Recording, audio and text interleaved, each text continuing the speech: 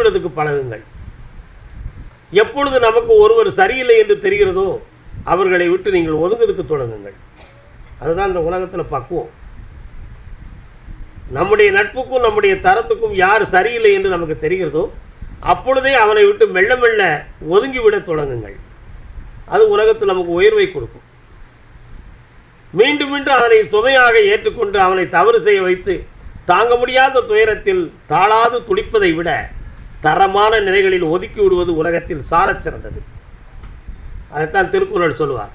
ஒட்டார் பின் சென்றொருவன் வாழ்தலின் அந்நிலையில் கெட்டான் எனப்படுதல் நன்று.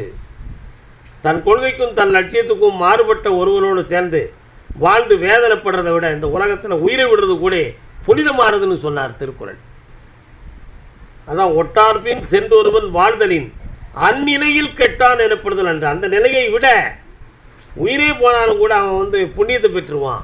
அதுக்காக கெட்டவங்க கூட சேர்ந்துக்கிட்டு பிரச்சனையை உருவாக்காத அப்படின்னு சொல்கிறான். யாரும் முழுமையாக கெட்டவனும் இல்லை, முழுமையாக நல்லவனும் இல்லை. கொள்கையால், கருத்தால், மனதால், தரத்தால் தன் மனதுக்கு பொருந்தாதவராக இருந்தால் ஒதுங்கிக் கொள்ளுதலே நன்று. உறவாடி வேதனைப்படுவதை விட ஒதுங்கியிருந்து தன்னை உயர்த்தி கொள்வது இந்த உலகில் புனிதமானது. அதை ஒதுங்க வேண்டும் என்று நினைப்பவர்கள் எல்லாரும் தேடக்கூடிய ஒரே ஒரு லட்சியம் ஆன்மீகம்.